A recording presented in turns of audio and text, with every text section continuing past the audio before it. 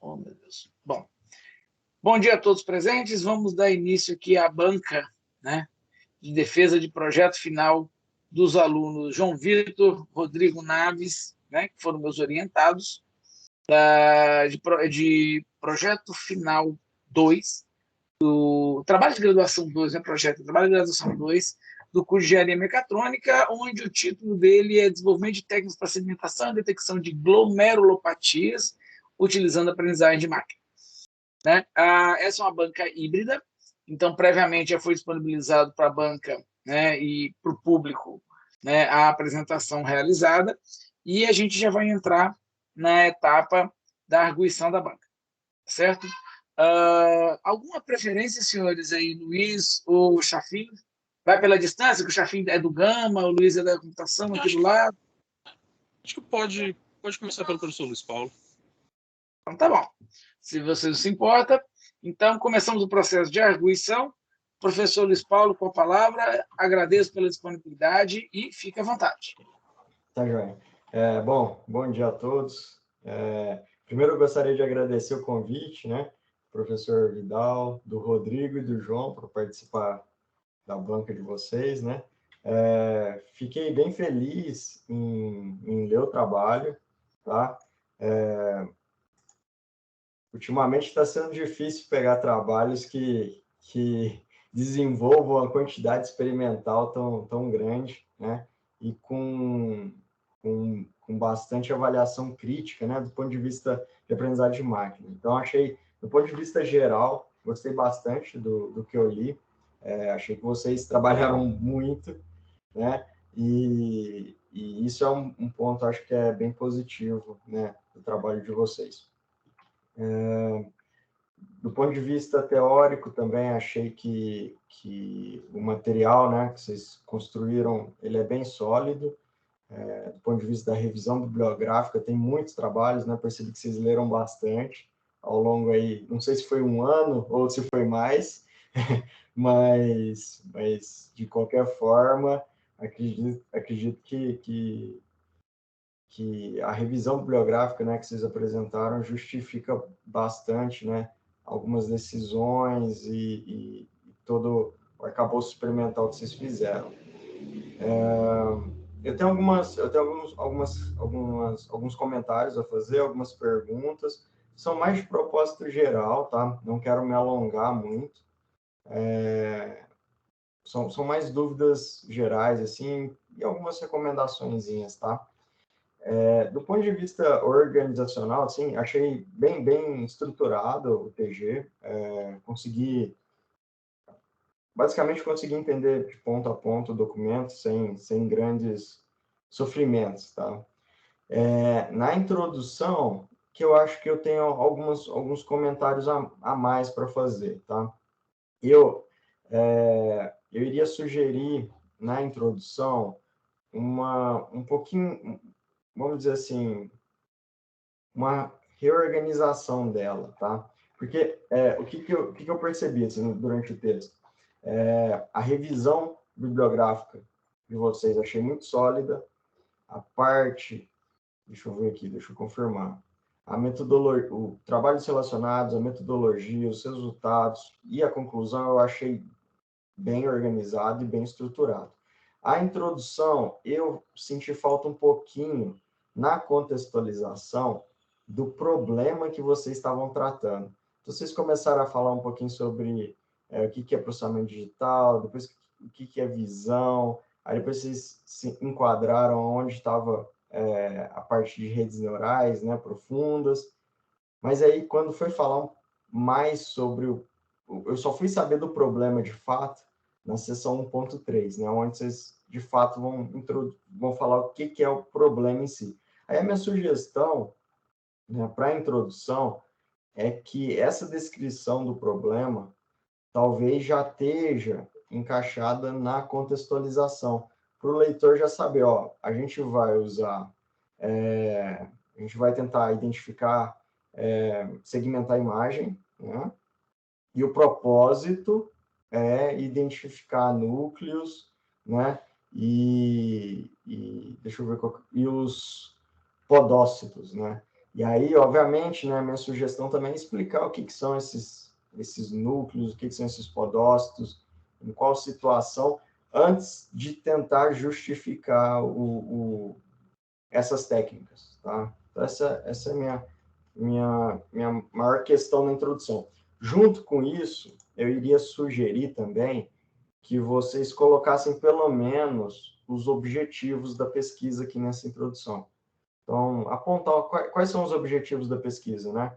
O que vocês querem fazer como vocês pretendem utilizar redes neurais profundas nesses cenários de segmentação de imagem para detecção de núcleos, né, e podócitos, tá? Então, essa é a minha sugestão na introdução. Eu acho que com isso, né, o documento ele vai ficar num nível maior ainda do que ele já está, assim, numa qualidade maior ainda. Porque, do meu ponto de vista, os trabalhos relacionados, né, estão bem organizados, eu percebi que vocês leram bastante, né, vocês foram atrás de descobrir quem já estava trabalhando com isso e como, tá? Então, a parte da metodologia também, para mim, está claro, toda a parte experimental e os seus dados também. Então, assim, meu maior comentário mesmo é na parte da introdução, tá? Com relação à estrutura do documento. Com relação a algumas dúvidas, né, eu tenho alguns pequenos pontos que eu queria comentar, né, e perguntar para vocês, tá? Deixa eu achar aqui, acho que é no capítulo de metodologia, deixa eu chegar lá. No capítulo de metodologia, vocês começam descrevendo as bases, as redes neurais convolucionais. Eu não vejo problema em deixar a seção de redes neurais convolucionais dentro da metodologia, né? Mas aí talvez depois questionar se não vale a pena levar ela para a seção de revisão da literatura, né? O capítulo 2, perdão. Capítulo 2, tá? Talvez, não sei, talvez valha a pena mover para lá, mas isso é uma questão que depois eu deixo para vocês conversarem com o Vidal, tá? Deixa eu chegar aqui no ponto que eu quero.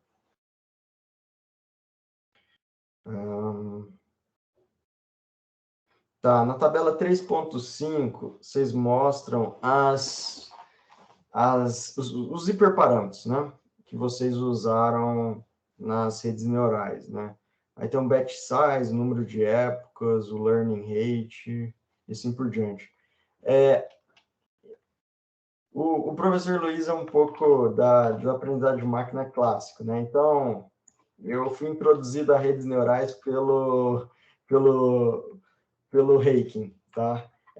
E uma das coisas que o Heiking estabelece, assim, né, na verdade não estabelece, né, mas existe uma discussão sobre alguns desses parâmetros. Eu entendo que aquela discussão já é um pouco antiga, né, mas, obviamente, existe uma variação bem grande desses parâmetros, né, principalmente em redes neurais profundas, né? Mas uma pergunta assim, que me veio à mente quando eu vi esses hiperparâmetros é o tamanho reduzido do batch size. Existe alguma motivação principal de vocês para um batch size tão pequenininho assim? Normalmente a gente está acostumado a ver batch sizes, pelo menos eu estou acostumado a ver batch sizes, né, tamanhos bem maiores, né, em torno de 100, 500, até 1000. Existe alguma motivação específica para esse valor de batch size? Eu acho que eu vou começar, aí se o João quiser complementar. Bom, primeiro agradecer, professor, não só pelas contribuições, mas por ter aceito o convite, né, de participar e realmente de enriquecer o nosso trabalho, né. Só uma informação que você tinha perguntado, né, foram cerca de 8 meses o trabalho. Então, tá, falando especificamente sobre isso,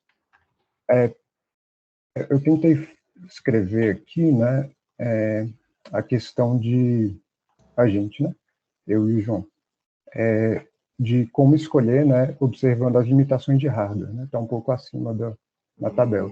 E o batch size, tem esse problema, né? Se você aumentar muito o batch size, você, assim, vai depender também da resolução da imagem, né?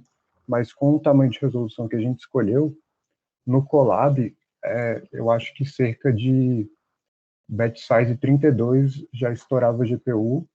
A gente chegou a usar... tá, vou fazer uma contextualização um pouco. Por favor, me interrompa se estiver indo muito longe, mas tem um doutorando que faz parte desse projeto, né, do Pato Spotter, que publica na área sobre identificação de podócitos. Ele conseguiu uma máquina para a gente no campo no campus do IFG de Posse. E lá também tinha uma máquina que a gente usou para conseguir fazer um treinamento sem ter esse tipo de limitação que o Colab tem, né? Uhum. Porque alguns treinamentos realmente duraram bastante, né? A gente ficou meses aí a fio rodando. Então, lá também a gente teve esse problema do batch size de aumentar muito. Ele chegou a me contar, o nome desse doutorando é o Jorge, ele chegou a me falar qual que era o maior batch size que ele tinha conseguido. Mas agora de cabeça não lembro. Assim, para escolher esse batch size, a gente fez alguns testes iniciais só para conseguir encaixar dentro da nossa proposta, né? Mas acho que um outro ponto que eu coloco é que também tem a própria limitação do conjunto de dados, né? O batch size máximo é o tamanho máximo do nosso conjunto de treino, né? Então, também não teria como aumentar muito para além disso, né? E aí tem esse tipo de coisa realmente que tem que pesar e no fim das contas, assim, pelo que eu pude ir atrás e pesquisar, esse trade-off, né, entre como escolher o batch size priorizando ou o tempo de execução um tempo menor ou maior, quer dizer, como você vai fazer essa escolha,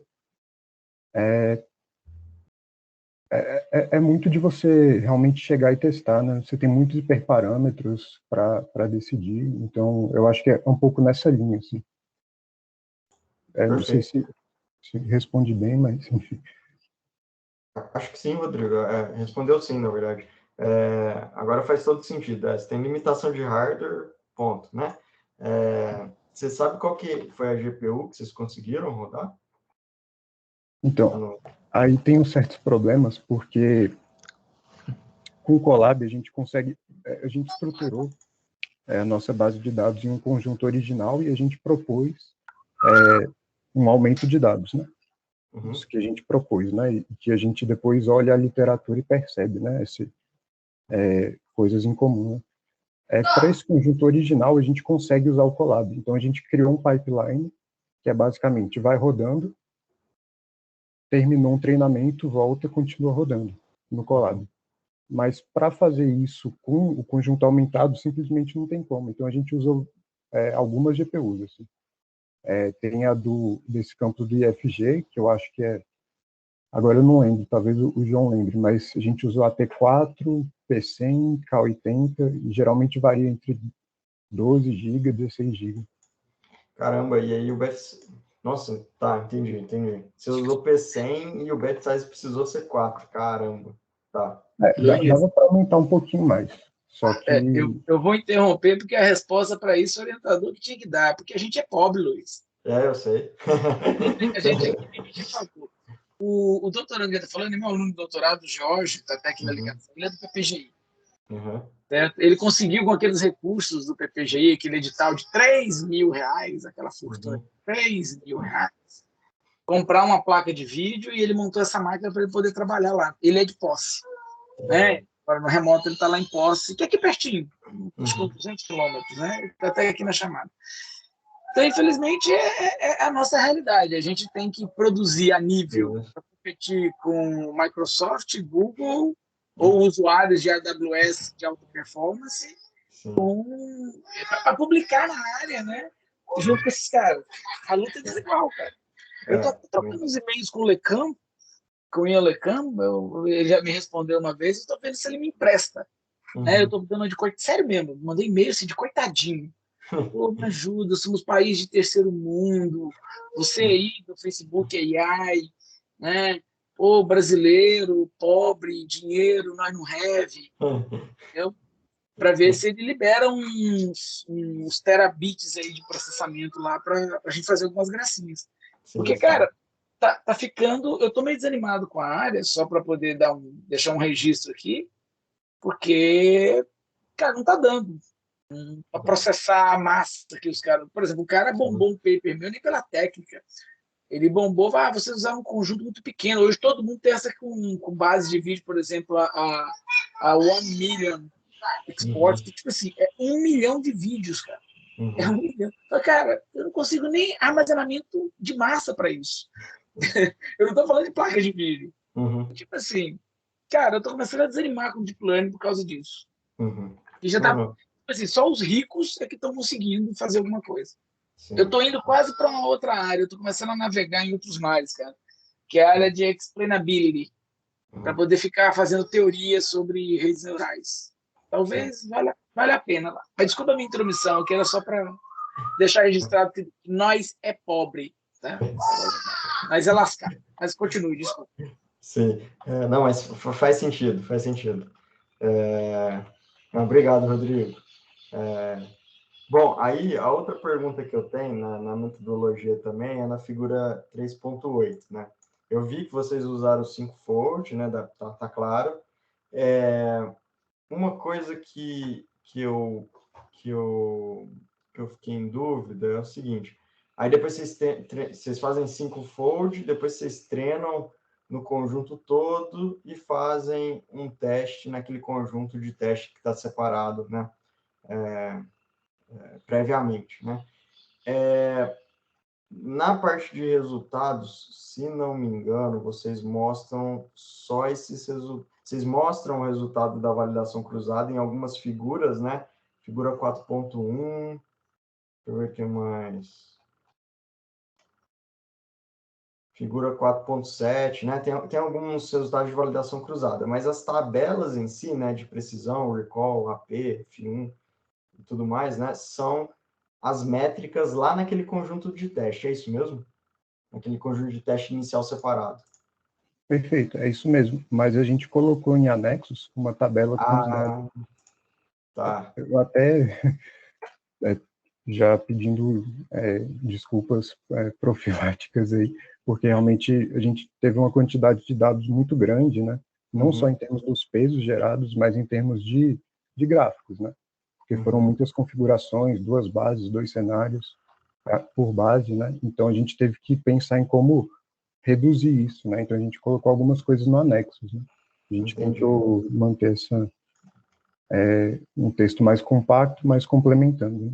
entendi. E faltou muita coisa, né? Na verdade, muita coisa que a gente gerou, mas também não colocou porque talvez não tivesse tanta Uhum, importância, né? entendi. Não, tudo bem. Eu fiquei com essa dúvida por conta do seguinte: vocês não pensarem em aplicar, já que vocês tinham feito 5-fold cross-validation, vocês não pensarem em aplicar um teste estatístico para saber, ou para ter um pouco mais de garantia, né, a respeito das configurações que tinham melhor desempenho? Você fala por fold, pegar as estatísticas, aliás, em um split, então cada fold, por exemplo, a gente pega a média, desvio padrão. Isso. E aí Ah, aplica não. algum teste estatístico.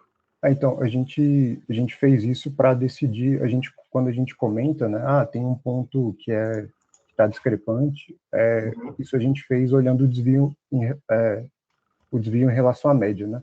Então, uhum. eu acho que todos esses aí que a gente cita estão acima de 1,5 desvio padrão em relação Ah, tá. aos outros. Entendi. Tá. Vocês partiram desse critério, né? Tá maior do que 1.5, então não. Tá, tá joia. Pode ser, é uma alternativa. Assim, eu particularmente acho que, né, se você já tem o CAFOD, eu acho que vale a pena só aplicar para ter certeza, sabe?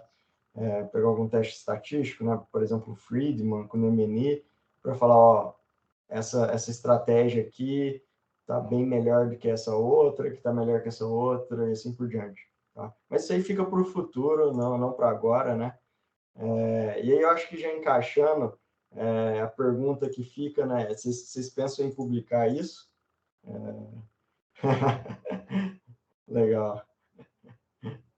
Esse aí é meu pagamento, né, filho? Aqui a gente tem uma taxinha que a gente cobra do aluno que é sair paper. Na verdade, já mandando primeiro para a conferência, estão preparando, o Jorge está preparando uma revista que vai agregar o trabalho deles. Legal. Que o pessoal da Fiocruz, nós estamos preparando isso aí, Legal. que é a próxima aí. Mas isso sim, tem que ter o meu pagamento. Trabalho de graça não, pô. Achando o quê? Ué. Que isso, Vidal. Aqui, Tá. o bicho pega, os caras eles já sabem que o bicho pega. Se não sair paper aqui, eu não assino a defesa deles, não. Eles sabem disso.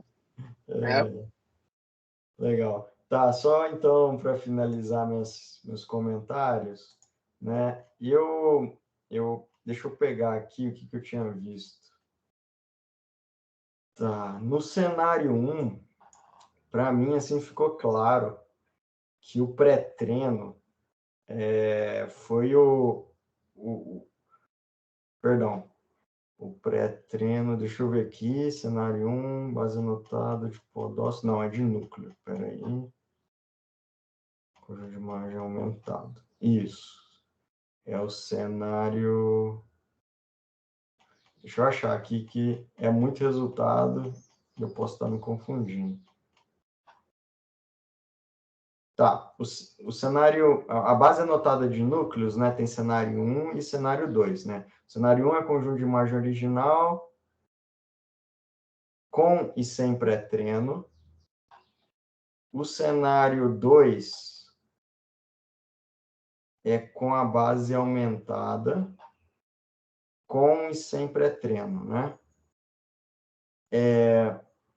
Eu tinha olhado na apresentação de vocês que, aparentemente, né, para mim, tinha ficado claro que o aumento na base de núcleos tinha sido positivo para os resultados. Vocês concordam? Parece que as configurações de redes neurais que tinham dado os melhores resultados na parte de núcleo eram aquelas que tinham sofrido data augmentation, né? Sim. É que eu acho que vale lembrar que no cenário 1, das imagens originais, os melhores resultados foram bem no final do treinamento. Então, meio que eu acho que daria para treinar mais e melhorar ainda mais. Uhum. Então, acho que não dá para falar. No nosso conjunto, com 200 épocas, o aumentado foi melhor. Sim. E, no entanto, na base de podócitos,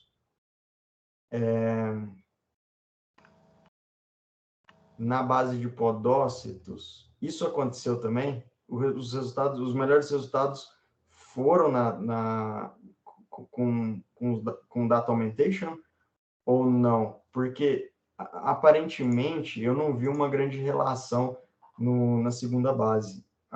Ela acontece ou não? Acontece. Sim.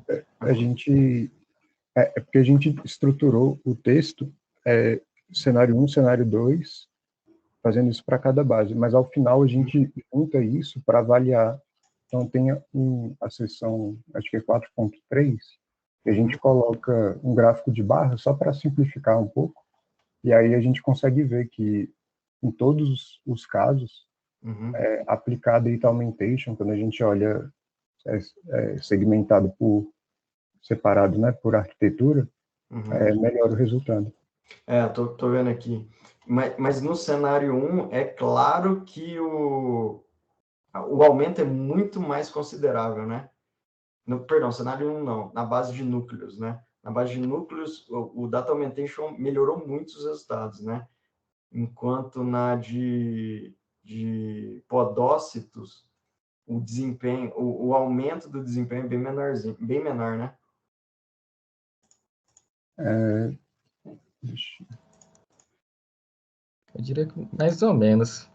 É que tem que lembrar que está separado em sem pré-treino e com pré-treino, mas acho que considerando os com pré-treino, Sim. os de podócitos, tanto de núcleos, tanto de podócitos, a melhora é bem pequena, eu diria. Uhum. Acho que de podócitos até teve uma maior mesmo. Uma melhoria até maior. Isso, exato. Não, o desempenho deles, a princípio, é melhor mesmo, sim. Mas me parece que a diferença entre eles que não é tão grande.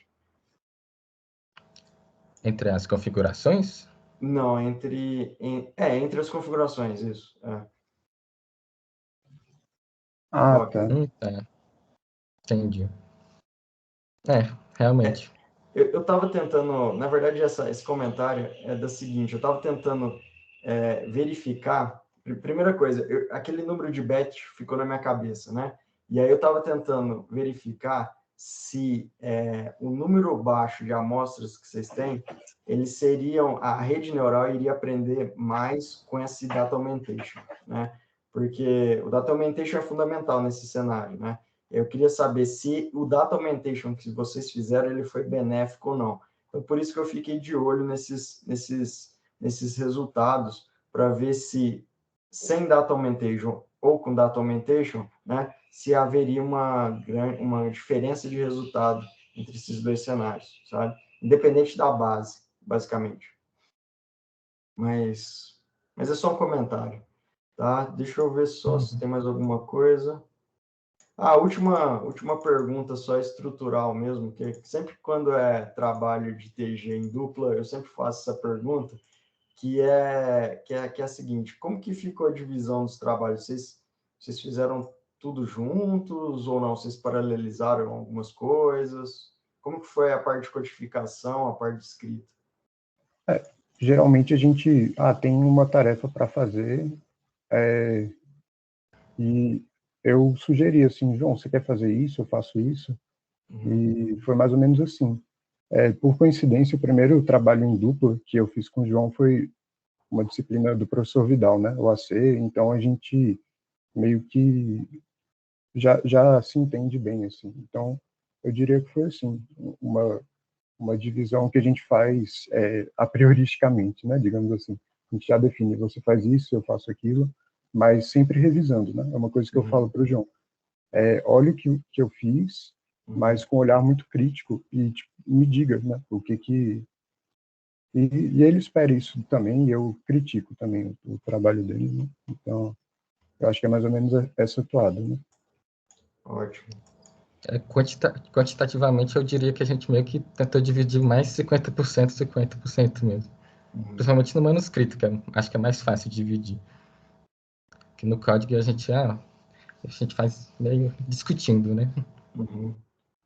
Perfeito. Bom, eu estou satisfeito, pessoal. Gostei bastante. Acho que não tem muito o que comentar, né? O TG tá bom para mim.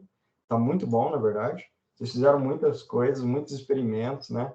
E a validação, do meu ponto de vista, tá mais que ok, tá? Obrigado, Vidal. Obrigado, João. Obrigado, Rodrigo. Obrigado. A gente que agradece. Professor Luiz, agradeço seus comentários. Eu vou deixar minha parte de comentário mais para o final, essas intervenções minhas pontuais e acontecem sempre, tá? Luiz já está acostumado. Vou passar a palavra para o meu querido Chafim.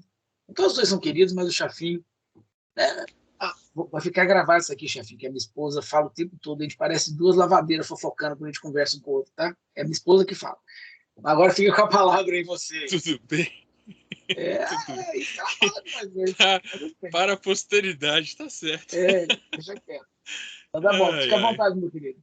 Bom, novamente, então, bom dia. Agradeço uma vez mais ao professor Flávio Vidal pelo convite para compor a banca, dessa vez do trabalho de graduação da dupla João Vitor e Rodrigo Naves, e cumprimento novamente aqui o professor Luiz Paulo, que compõe a banca comigo. De fato, o trabalho demonstra tanto o volume de contribuições que vocês fizeram, desenvolvimento que vocês tiveram, quanto de fato os resultados que vocês obtiveram. Isso é inegável, né? Concordo com tudo o professor Luiz Paulo abordou na arguição dele. A quantidade, a massa de informação que vocês produziram é realmente louvável. algumas coisas de estrutura mesmo do documento, pensando sempre que isso daqui é um livro, né? Em alguns lugares o pessoal imprime isso mesmo, né? Tem ISBN e tudo mais, até para TG. No Brasil às vezes não, mas fora até existe isso. Então, só assim, muito brevemente, acho que faltou uma lista de abreviaturas. Acho que isso é elemento pré-textual obrigatório. Então vocês têm que fazer, não é muito legal, nem muito divertido, mas tem que fazer uma lista de abreviaturas. Tem muita abreviatura. Às vezes você está no meio do texto ali, mas o que é isso aqui mesmo? São, assim, uma infinidade de abreviaturas que vocês têm aqui. Tem muito termo técnico. Então tem que fazer uma lista de abreviaturas. Aí geralmente você coloca, né? Se for em inglês, você bota abreviatura, termo em inglês e tem que dar alguma tradução, mesmo que ela não exista efetivamente, mas você precisa indicar uma tradução porque o texto é em português. Então você precisa indicar uma tradução a melhor que você conseguir para aquele termo. Outra, o que vocês colocaram lá no final, que na verdade é um apêndice, porque foram vocês que fizeram, né? Tudo aquilo ali é contribuição de vocês. Então vocês fizeram diversos apêndices, que vocês chamaram de material suplementar. Aquilo são apêndices do trabalho de vocês, né? Vocês colocaram ali no cantinho. Anexo é quando você traz um material de fora. Por exemplo, lá em compressão é muito comum a gente pegar um anexo, um material a configuração do codificador. Aí você tem lá que copiar lá o sistema de parâmetros lá do codificador. Você bota lá um anexo, 5 páginas. Vira e mexe, tem que ter isso no trabalho. Então vocês fizeram vários apêndices até, né? Achei uma graça. Operação de convolução. O pessoal esquece que isso aqui é importantíssimo. Já peguei no pé da convolução, vai em vários trabalhos. Né? O pessoal esquece que a convolução tem que flipar o sinal. Isso aí todo mundo bota a formulazinha. Eu falei, isso aqui não é fórmula de convolução, não. Isso aqui é fórmula de correlação. Mas estava assim, eu vi assim no blog, eu vi assim em tal lugar. Não, vai olhar no livro o que é correlação. Vocês colocaram a correlação, vocês colocaram correlação e convolução, distinguiram uma da outra, já fiquei numa imensa alegria. Então vocês fizeram um apêndice, convolução, segundo apêndice, funções de ativação, terceiro apêndice, que são assuntos bem diversos, e depois vocês têm um apêndice com todos os resultados de vocês aqui. E isso tudo, assim, quero enfatizar, né? Isso tudo dá 27 páginas, é isso mesmo? Das 70 até 97. 27 páginas. Então, tem bastante coisa. Trabalho que só de apêndice tem de 97 páginas, tem 27. É um trabalho que teve um volume de desenvolvimento bastante considerável. Bom, vou abrir uma parte aqui para o professor Vidal. Professor Vidal. Levantou a mão. No caso, isso, a patinha aqui, eu levantei minha patinha aqui. Deixa eu baixar minha patinha. Não, no seguinte, é só uma questão para a gente alinhar aí da nomenclatura dos termos em inglês. Chafi, se vocês, aqui tipo, quem manda são vocês, tá? A banca, eu só faço a intervenção justificando. Eu detesto usar termos em inglês com o mínimo de português. Sabe por quê? Porque vai acabar gerando aquilo lá, acho que eu já falei para você, né? Gerando uns nomes bizarros quando a gente tira do inglês e traz para o português. Por exemplo, a The Belief Network, esse é um exemplo clássico que eu falo. Você sabe o que ela virou com o pessoal? Acho que o pessoal da estatística começou com essa modinha. Virou redes de crenças profundas. Não, eu nem digo dentro do texto, não. Você mantém tudo que está no seu texto. Eu estou dizendo assim, você tem que transportar isso para uma lista de abreviaturas e símbolos para dar a abreviatura. Então, toda a abreviatura que você usar no texto tem que estar nessa lista. E aí você vai botar o código, né, a abreviatura com o termo em inglês do lado e só lá na lista, você provê uma tradução. Não, só para o sujeito não ficar perdido. Só lá. Faz isso não, vai ficar horroroso. Fica feio. Às vezes não fica divertido, não. Não, fica feio. Vai aparecer essas coisas esquisitas. Tipo assim, tá, função de perda, cara, função de custo, que é o nome comum, loss function. Deixa eu lembrar um nome esquisito aqui, softmax. Tá, ok. Entendeu? Tem algumas Tem uns caras coisas... esquisitos, deixa em Tem algumas inglês. coisas, por exemplo, wavelets realmente é um termo que não se Tem um traduz. nomezinho, eu vi o nome de wavelets. Tem wavelets aí, verdade. Tem, deixa eu lembrar, ondaleta. peraí. Ondaleta. Ondaleta. Mas tem. Ondaleta, isso. Eu tenho esse livro, inclusive. Um livro divertidíssimo. Traduz não, gente, deixa em inglês, todo mundo entende. Em espanhol é mais legal, é ondita. Ondita. Em francês eu não vou me arvorar aqui na pronúncia, mas ondelettes. Eu entendo, não o seu caso aqui, tá, chefe, mas algumas correntes, não, nós temos que ter a cultura brasileira da língua portuguesa, parar com esse negócio, gente, mas a gente precisa conversar com os outros países. Claro, não, a gente já pode ter os textos aqui, todos em inglês, inclusive, a gente pode ter, acho que até os TCCs já podem ser, na pós já podia há muito tempo, mas agora acho que nos TGs e TCCs, né, a gente pode fazer em inglês já. Texto e até na eletrônica, não sei como é que tá por aqui, na FT e no SIC, mas acho que até as apresentações vão começar a poder ser em inglês. Sim, eu acho que já está liberado, sim. Não está normatizado internamente pelo departamento. A gente não tem normas. O problema da mecatrônica é que a mecatrônica tem uma norma à parte, que não é nem do SIC, nem da elétrica, nem da mecânica. É uma mistureba lá que a FT prepara lá uma sopa lá e manda. Mas eu sou totalmente a favor dos alunos já escrever tudo em inglês, tudo bonitinho. O chato é que, tipo assim, não duvidando da capacidade dos alunos, mas eles já têm uma dificuldade, demoram a escrever em português. Eles gastam 3 vezes mais tempo em inglês. Infelizmente, esse é um número mágico que vem na minha cabeça toda vez. E infelizmente, os meninos, eles fizeram muita coisa e eles tiveram atraso, coitados. A máquina lá em posse vivia acabando a luz e desligando.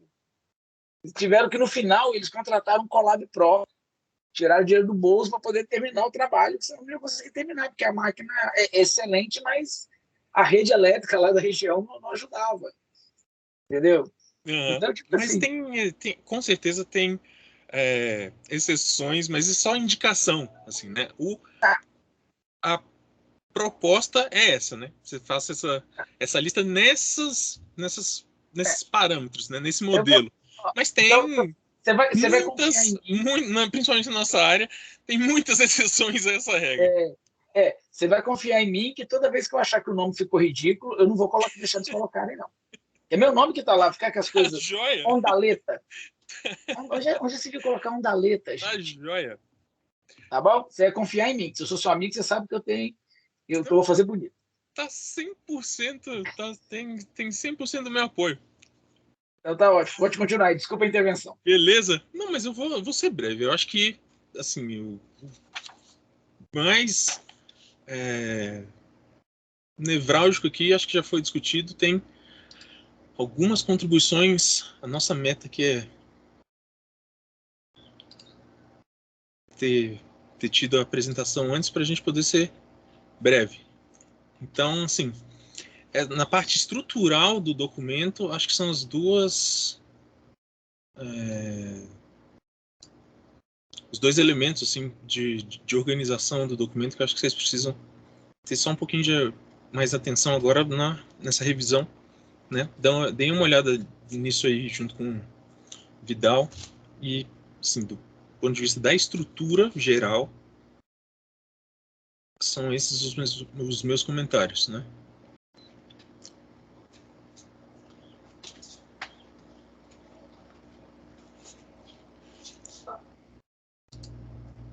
Eu agradeço muito, professor, pelas contribuições. Eu anotei tudo aqui. Primeiro, cumprimentar, né? Acho que eu não tinha cumprimentado ainda, e agradecer, né, pelo ter aceito o convite. E realmente, assim, se eu puder comentar rapidamente sobre o processo, né? Isso realmente é algo que até hoje eu não sei como resolver, né? Como deixar um texto, eu acho que sempre vai haver algum tipo de perda, né, no sentido de como deixar um texto traduzível, digamos assim, né, um texto absolutamente acessível, né? Então, o que a gente tentou realmente, eu acho que que o professor Luiz Paulo tinha apontado, de fato, a gente tentou incorporar bastante esses conceitos dos trabalhos relacionados para poder justificar, né, a nossa metodologia e deixar uma metodologia um pouco, digamos assim, um pouco mais detalhada, porque, de fato, em alguns trabalhos, né, que eu vejo, eu sempre vejo que alguns optam por, eu não vou falar muito de fundamento teórico, eu praticamente não coloco fórmula e você se vira para entender, e provavelmente é um texto um pouco mais específico, né, para quem é da área, e uma outra abordagem que é tentar realmente esmiuçar, né, esses conceitos, porque principalmente como a gente está trabalhando com uma aplicação para a área médica, né, a gente poderia esperar, né, que pessoas sem uma base de cálculo, estatística, computação, né, especificamente sobre a aprendizagem de máquina, pudessem ler e a gente gostaria que entendesse, né?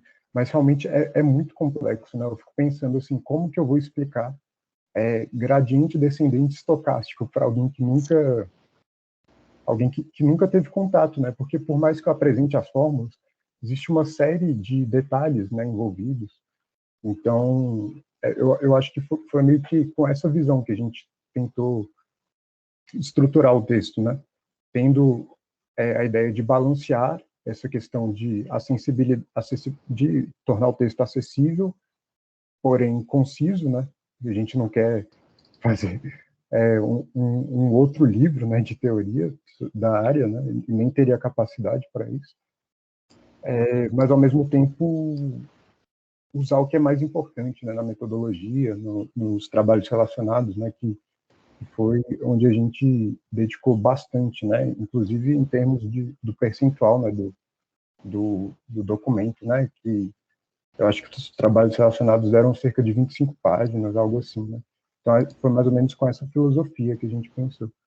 Eu acho que esse era o meu comentário. Eu agradeço demais, professor, pela contribuição, porque, de fato, né, isso de siglas, né, são várias, né, porque a gente faz em trabalhos relacionados um eixo que é de análise de imagens e é amplo, então não vai falar só de técnicas mais modernas, né, vai falar sobre classificadores bayesianos, KNN, K-means, então, assim, a quantidade de abreviaturas é, de fato, muito grande, assim, eu agradeço muito pela contribuição.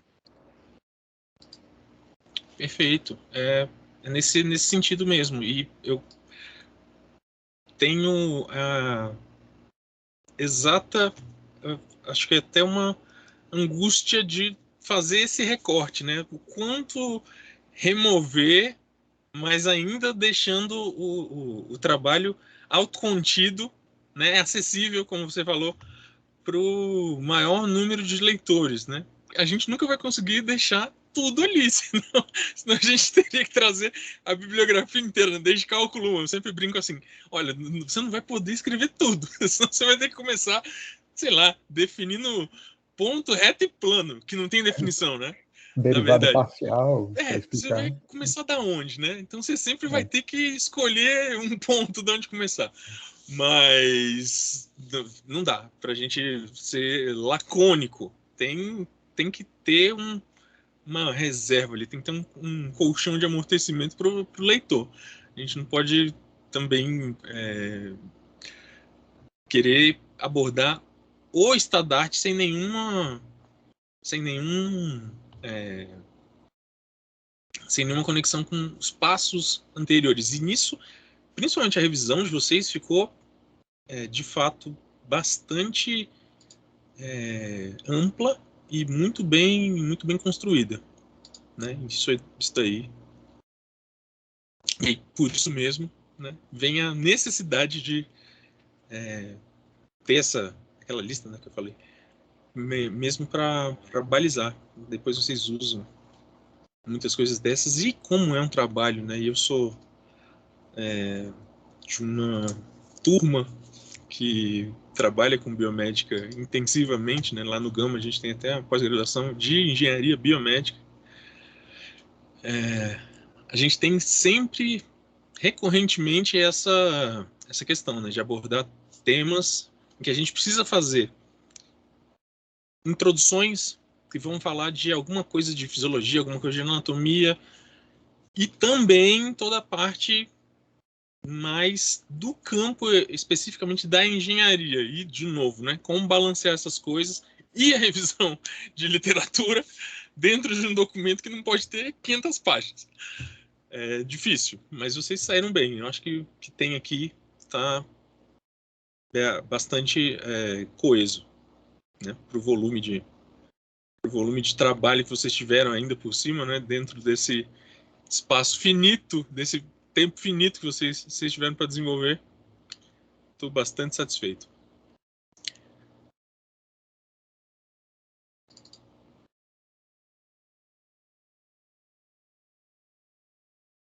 Turn back para mim. Aí. Oi, pai. Chafim? Opa. Deixa eu ver. Não, você está falando ainda, né? Porque... Tô falando só. não. Ainda tô falando, mas não, porque deu um silêncio. Isso não tá Diga. Continua à vontade aí.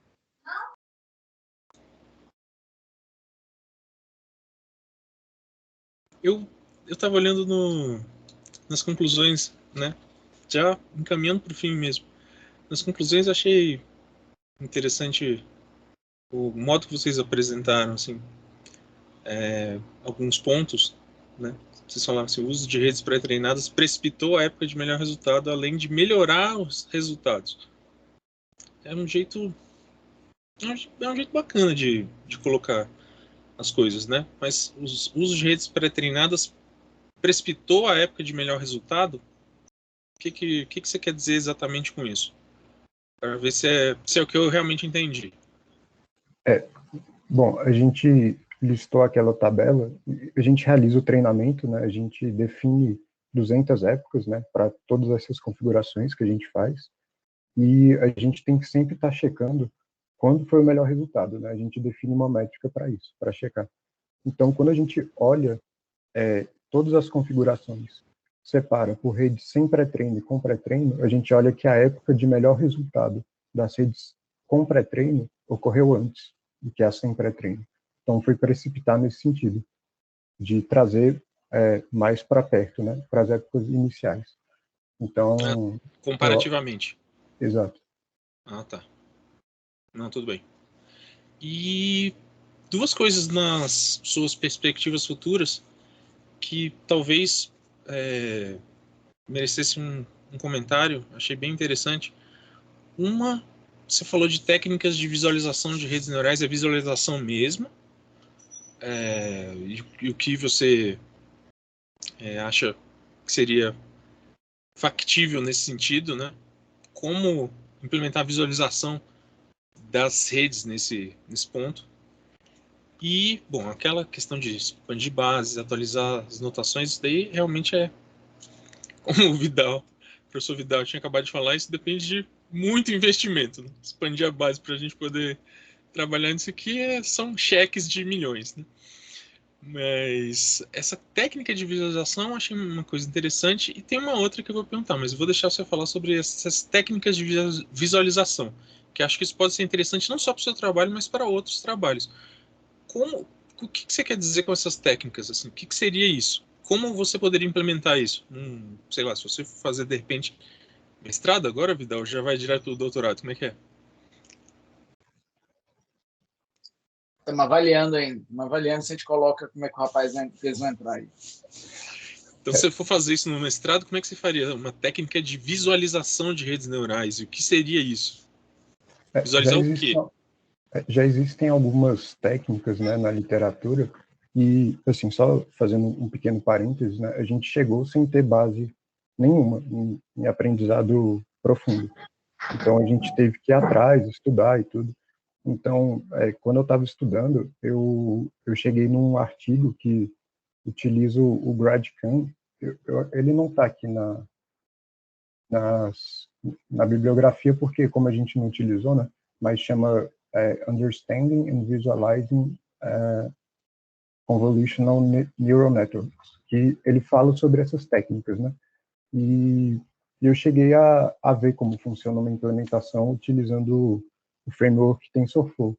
Mas, basicamente, tem duas técnicas. Agora, realmente, eu teria que rever para poder dar detalhes, mas são os mapas de calor e os mapas de saliência. E, basicamente, você tenta olhar, a partir dos resultados, quais são em uma delas, né? Qual região que a rede está prestando mais atenção, entende? Então, quando a gente faz aquela abordagem de pegar alguns resultados, olhar a nossa base, mostrar esse foi o melhor resultado, esse é o pior resultado, a gente consegue ter alguma ideia, né, de como a rede está se comportando. Esse glomérulo está com uma média de pixels dessa forma, né, uma distribuição, um histograma dessa forma, o outro está do outro, tem uma inclinação aqui, outra coisa assim. Os podócitos têm mais número, menos número, mas uma outra forma são essas técnicas, né, que você faz para olhar realmente como o filtro está sendo passado, né, nessas imagens. Eu acho que seria isso, mas realmente era uma ideia para o futuro, assim, eu não cheguei a... Quando eu fiz essa implementação de técnicas eu acho que foi o mapa de saliência, foi com um outro dataset, era realmente para aprender, né, para ter essa base e tudo. Já tem algum tempo, então eu teria que rever. Excelente. Tá ok. Você falou mapa de calor e principalmente mapa de saliência, acho que é essa ideia mesmo. E para fechar, essa prometo, Vidal, é a minha última pergunta. Você fez esse trabalho com essas imagens em RGB, certo? Você pegou os dados em RGB, você não mexeu nesses dados. E você está falando aqui de métodos de deconvolução de cor. O que seria isso? Então, existem alguns métodos propostos que basicamente consiste em a gente representar essas features relativos aos marcadores biológicos, aos corantes, em canais de cores. Então, em 2001, tem um paper que é publicado, do Rui Frot, que ele faz essa transformação. Enfim, tá disponível aí no scikit-learn, que é basicamente você transformar de um canal RGB para um canal HED, que é histamina, eosina e diaminobenzina, que é basicamente você usar essas features dos corantes, do que você está querendo ver naquela imagem histológica e representar nos canais de cor. Mas... É uma transformação de cor específica para o seu problema já. Exato, exatamente. Nossa, fantástico. Porque transformação de cor a gente tem inúmeras assim, genéricas, né? O JPEG mesmo faz uma transformação de cor para poder aplicar DCT lá e processar para compressão, mas é uma coisa genérica. Ele faz lá a luminância e as crominâncias do azul e do vermelho. Mas aqui você está falando que já existe algo assim, esse mapeamento 3x3 específico para o seu problema. Então, isso você poderia, talvez, né, poderia ter feito com uma ínfima adição de processamento, porque eu acho que isso é uma multiplicaçãozinha matricial boba, talvez, lá no começo. Mas assim, se você tivesse feito isso do zero, lá no começo, no meio do caminho já era. Não dava para começar a fazer isso depois. Então, mas é algo que realmente eu acho que pode dar uma diferença. Eu concordo com você, acho que pode dar uma diferença grande de acurácia aí nas coisas. E encerrei por aqui. Já estou devolvendo a palavra. Obrigado, agradeço. Rodrigo João Vitor, professor Vidal, por favor. É só para completar essa história aí, porque é o seguinte, a gente percebeu durante os treinamentos, e isso está até sendo estudado mais à frente com o Jorge está continuando parte disso, é que a cor do corante estava dando mais resultados melhores para alguns tipos, para outros tipos piores. Ele estava influenciando. tipo assim, não tem um controle. Cada técnica de geração da lâmina, o cara bota o produto que ele quer para poder ver a doença, né? O que ele quer ver lá, né? Da podocytopatia, palavrinha feia, né? Porque, tipo assim, tem a glomerulopatia, que é o glomero, e dentro do glomero tem os podócitos, que ainda não consigo. Isso é uma conversa que o Jorge e eu temos eternamente, que é meu aluno e o pessoal da Fiocruz, que é um professor Washington, amigo nosso, que está trabalhando com a gente lá. Ele explica para a gente que o podócito é um polvo dentro da célula. Ele vê um polvo ali, certo? Um polvo, cabeça cefalópode, sabe? Aí ele mostra para a gente, mas, ó, tá aqui o polvo. Eu fico olhando assim, falo assim, Washington, a minha capacidade de abstração é limitada, eu não consigo ver esse polvo aí de jeito nenhum. Entendeu? Porque, tipo assim, o podócito, ele é um elemento tão complexo nesse ponto que se você apresentar para qualquer pessoa falando que aquilo é o podócito, a pessoa só enxerga o núcleo. Ele não enxerga o podócito. O podócito é uma estrutura que conecta no núcleo, que ela tem uma basilaridade que é lateral, que forma esses tentáculos. Eu falei, cara, tipo assim, eu tô até hoje tentando ver esse povo, tá? Eu ainda não acredito nesse povo até hoje, mas eu consigo ver mais ou menos o podócito. Então tem esse problema. E o Jorge está tratando isso também, amenizando. Já tem até resultados, não sei se o Jorge está aí, o Jorge está aí ainda. Ele já tem até alguns resultados que ele rodou para poder fazer essa compensação. Porque o trabalho é fluxo contínuo, né? Jorge, pode falar um pouquinho se você quiser. Você é convidado aí por mim. Eu te dei a palavra, pode falar. Nossa, Meu aluno.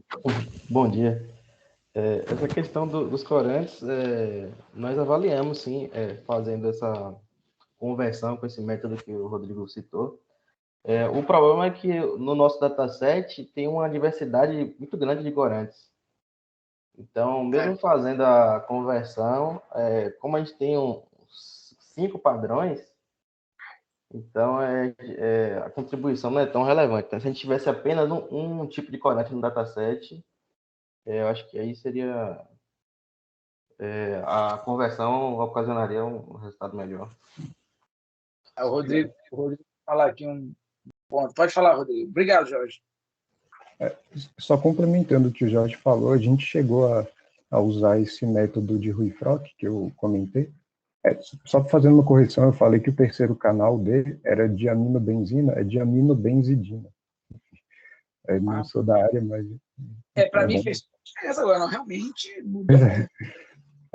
Mas Bem, então, eu entendo. Agora, de Dina, o que significa? Aí, essa colocação do professor Chafin, de fato, assim, foi algo que eu fiquei pensando e por isso até que a gente foi atrás, né, de implementar e ver como é que funcionava. Mas os resultados deram pior. Justamente por essa questão da variabilidade, né, dos corantes. Geralmente, quando a gente olha na literatura, eles costumam usar somente um tipo de corante. Eu acho que o Jorge me corrige aí se estiver errado, mas é o PAS ou o HIE, né? Que a gente vê. É isso. É isso. Só que deu essas ações aí. Aí, quando a gente foi olhar, só um comentário muito rápido.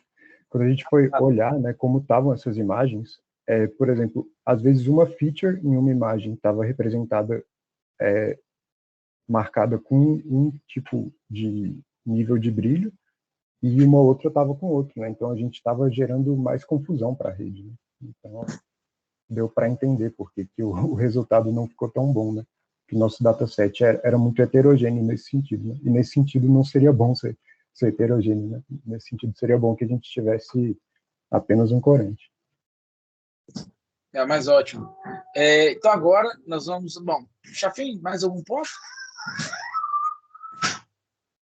Não, assim, a respeito dessa questão de cor, essa questão dos corantes e tudo, se você tivesse um outro espaço de cor para poder trabalhar, talvez isso ficasse um pouco menos variante também. Como eu disse aqui, o JPEG usa uma transformação genérica. Você poderia tentar, por outro lado, uma outra transformação genérica, sair do RGB e por exemplo, né, o padrão JPEG leva para o YCBCR, né, o YUV. Você poderia tentar um LAB né? Ele tem algumas propriedades interessantes de descorrelacionar as informações entre canais. Isso poderia ser interessante para o treinamento, de repente. Sabe uma Ou coisa? outros. Você pode criar. Inclusive, você pode criar o seu, né? Você pode criar uma transformação de espaço de cor. Sabe uma coisa? Transformação Vidal João Rodrigo. Não, tem esse cacete, não. Sabe uma coisa interessante para dar um trabalho para a área de biomédica e para a pós-graduação de vocês? É justamente, tipo assim, peitar a sociedade e tentar implantar um padrão para as imagens, não médicas, mas para as imagens usadas na área de biomédicas em geral. Para evitar esse salseiro. Né? Porque que acontece? A gente tem um problema sério, Chafin, que é o seguinte: o Washington, ele falou para a gente, ele tem mais de 30 mil lâminas na vida dele, né? Que ele estuda aglomérulo, sei lá, 30 anos. Né? Só que catalogadas com as podocitopatias e tudo mais, o Jorge me corrige, mas nós estamos chegando a parte só de 600, 700 anotadas no total. A gente tem 900 hoje. Hoje tem 900, subimos mais um pouquinho. Porque a gente depende de um especialista ir lá anotar para a gente o que é isso, que a gente não entende, certo? E então, tipo assim, sabe aquela coisa miserável da área de bio qualquer coisa, né?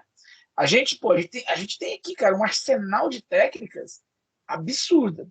Só que a gente não consegue usar quase nada porque a gente é extremamente dependente das bases que são produzidas manualmente, a conta-gotas. É uma canseira.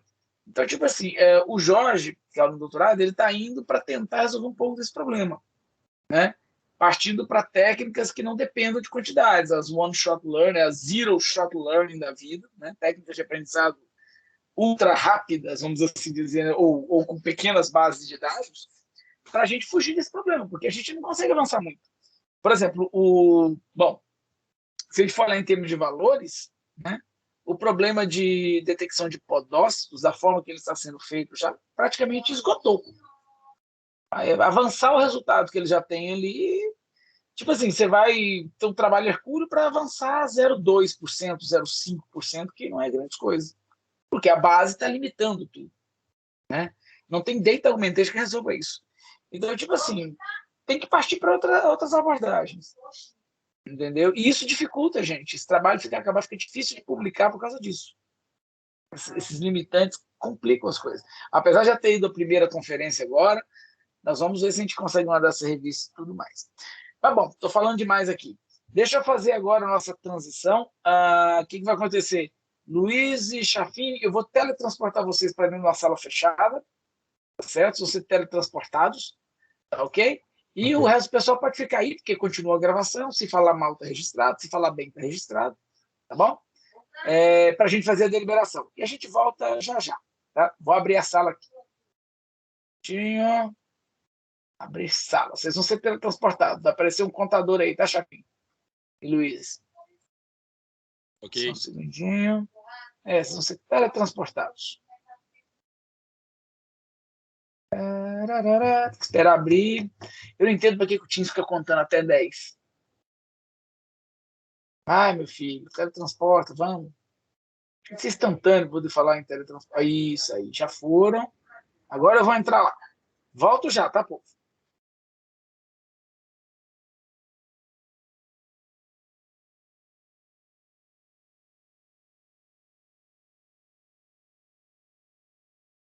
Parabéns, João e Rodrigo. Obrigado, Jorge. Oi, Jorge, valeu. A gente tem que agradecer demais a você também, porque, enfim, né, e vai ficar gravado, eu acho que tem que ser público mesmo, porque, de fato, né, sem a sua ajuda, né, para a gente conseguir ter uma fundamentação teórica relativamente sólida, né, e também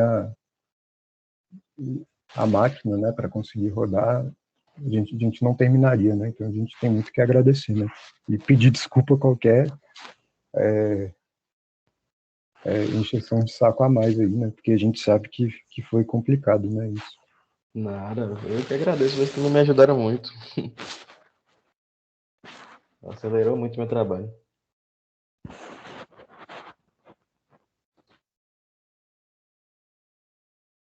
caras são bons.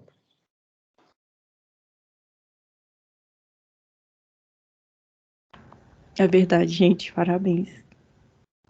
Eles mandam demais. Obrigado.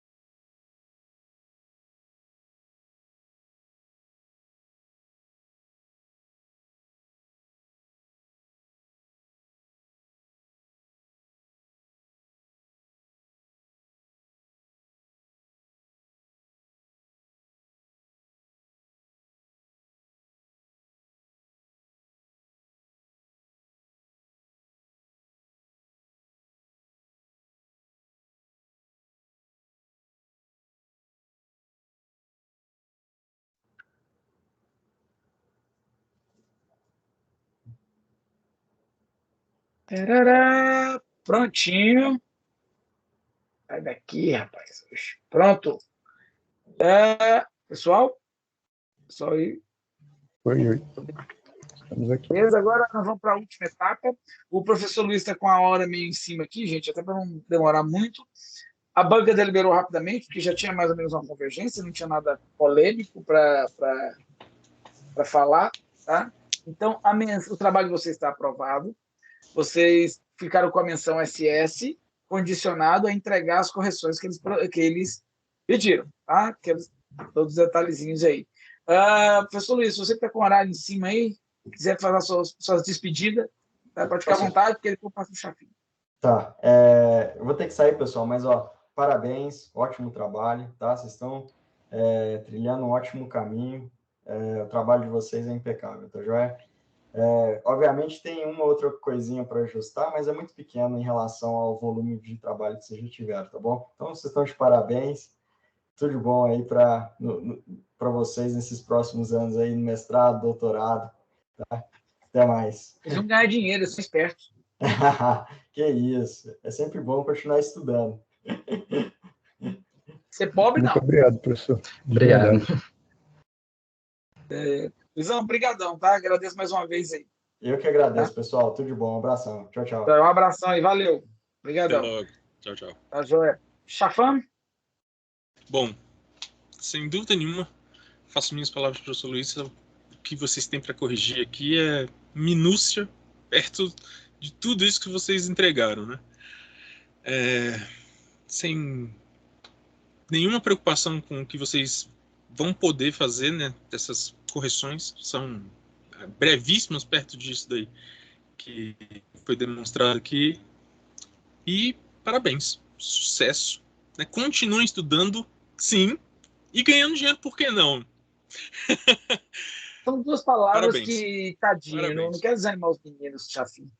Mas fazer Que mestrado, isso? doutorado, falar que vai ganhar dinheiro, dá uma tristeza Não, de ficar prometendo Eu isso. não disse fazendo, eu disse para as Ah. coisas serem concomitantes. Ninguém vai ficar rico com bolsa, não é isso que eu estou dizendo, não. Aí Tadinho, também é um gente, paradoxo, aí não, aí é quase impossível. Mas dá para montar Não dá uma pros startup, dá para fazer, Aí dá sim. pra fazer de repente uma patente do negócio desse aí, e aí essa patente sabe lá, né, onde vai ser aplicada. Aí sim, agora, coitado. Existem Os meninos são alternativas. Isso aí, sem dúvida, isso está demonstrado. Não, isso aí eu agradeço mesmo os comentários de todos, até deixar registrado em vídeo aqui o do Luiz. Né? Os meninos, falar, tipo assim, das orientações que eu já tive, agora as palavras do orientador, o João Vitor e o Rodrigo, não sei se eles já são tão bem entrosados, né? Apesar do João Vitor mais caladinho aí, o João Vitor ele interage bastante, tá? Ele é mais tímido. Apesar de que eu sempre achava que o Rodrigo era o mais tímido. Mas depois, conhecendo melhor, eu percebi que o João Vitor é o mais tímido dos dois. Mas foi uma orientação muito fácil. Certo? Tipo assim, é uma pena, né? Tipo assim, eles terem que ter ralado o que eles ralaram sozinhos para construir material, né? Tipo assim, arcabouço que eles não tinham, porque a gente não tem, né, na graduação Deep Learning ou qualquer coisa correlata para trabalhar com isso. Agradecer o Jorge também, que o Jorge está, tipo assim, mesmo o Jorge sendo aluno de doutorado, o Jorge participou muito da orientação com eles. O Jorge fazia boa parte do meu trabalho, que o doutorando faz, né, de dar aquele suporte de orientação. Né? Então, tipo assim, o Jorge também foi fundamental nisso aí. E no mais, é isso aí, cara. É um prazer mesmo ter trabalhado com vocês dois. São pessoas fantásticas, assim. São alunos fora da média, né? Não só pela motivação, pela vontade, que é um trabalho que surgiu na vida de vocês, que talvez não era o que vocês esperavam fazer durante o curso. Né? Vocês estavam pensando em fazer outras coisas, imagina, e acabou convergindo para isso. Então, no mais, eu tenho a agradecer e manifestar o meu orgulho de ter sido orientador de vocês dois. Tá certo? E, claro, a porta está aberta. Se quiser ser pobre, fazer mestrado, doutorado, a porta está aberta. Estou à disposição de vocês, se vocês precisarem. Isso aí, eu agradeço muito, mas vai ganhar dinheiro que é melhor. Bom, vocês fiquem ricos, me dá 10%, Depois vocês ficarem ricos, abram uma fundação, doam o dinheiro para mim, que eu vou alugar uma casa no Lago Sul, que está na moda agora. O professor aluga casa no Lago Sul. Vai fazer pesquisa lá no Lago Sul, uma casa com piscina e área gourmet. Tá bom? Só para deixar uma piada registrada aí. E agora a última etapa, a gente abre para a plateia, se a plateia quiser fazer alguma pergunta, um elogio, de forma rápida e breve. Tá? Se tiver alguém aí da plateia, não tem muita gente aí não, mas vocês vão chamar nem os pais de vocês, parente, tio, papagaio, periquito, ninguém, não? Eu não chamei, não. Aí. E, na verdade, Oxe. não chamei nem os amigos, né? Eles compareceram espontaneamente. Acho que eles botaram na lista, Agradecendo. né? Tem que botar na lista. O Henrique divulgou aí. A Ah, lista, as datas e os links, aí a galera achou a porta aí e entrou. Né? A galera entrou aí. Bom, Eu queria desejar aí meus parabéns. Vocês merecem aí o SS. É o isso aí. Leonardo. Leonardo, você já formou também esse semestre? Não, só semestre que vem. Falta só o TCC. Tá bom. O Leonardo aí foi meu aluno também. A Rosana foi meu aluno. O Matheus é meu aluno esse semestre. Aí. Bom, gente, se ninguém tem mais nada, Chapinha. Eu queria também falar. A Rosana, assim, Eu queria dizer parabéns para o Rodrigo e para o João. Estou muito feliz também pelo sucesso de vocês. E eu desejo tudo de bom. Parabéns, gente. Vocês merecem demais. Obrigado. Pessoas acima de qualquer suspeita, né? Eu não conheço nenhum dos dois, mas, enfim. Você não pagou R$10 para cada um vir aqui falar isso, não, né? Mas, professor, você me permite uma palavra muito rápida também. Enquanto vocês estavam deliberando, né, eu agradeci muito ao Jorge, e eu acho que eu tenho que fazer isso publicamente na frente também de vocês, porque, de fato, sem ele, esse trabalho não iria para frente. E, sem dúvida, professor, o reconhecimento é dos dois lados, porque a gente não tem, né, essa expertise em como produzir um trabalho, né? E, assim, é impressionante como o senhor conseguiu ajudar a gente a ter balizas muito firmes em como produzir um texto, como estruturar e passar isso em poucas palavras, né? Porque, de fato, quando a gente não tem experiência, a gente fica muito perdido, né? E assim, é impressionante, né? Como você conseguiu ajudar com em pouco tempo, né? Fazer que a gente pudesse estruturar, organizar melhor as ideias, né? Para produzir um texto. Então, eu agradeço enormemente. Eu acho que esse aprendizado eu também levo para a vida, né? De como refletir criticamente, como escrever um texto ressaltando os aspectos principais, né? E eu acho que isso é uma coisa muito importante. Então, só tenho que agradecer, também agradecer aos membros da banca, né? Pela colaboração, pelas sugestões, né? Muito enriquecedoras, né? E por ter aceito o convite, né? De início. Então, só agradecer. Lógico, a gente que agradece tudo aqui, tá? Isso aí pode ficar tranquilo que é com a gente mesmo. Bloco de assinatura. Aqui. Eu só estou fazendo uma burocracia aqui, pô. Eu tenho que incluir coisa aqui no blog para mandar para o Chafinho. Bloco. O processo está inteiro aqui dentro, cara. Tá ok. Beleza. Eu só estou fazendo um negocinho aqui para mandar para o Chafinho. Chafinho, eles mudaram a estrutura aqui. Eu estou tentando achar a disponibilização aqui. Ele disponibilizou lá na FT, cara. Que viagem. Eita. Tá. Deixa eu fazer aqui. Chafinho, vê se você consegue acessar esse bloco aqui.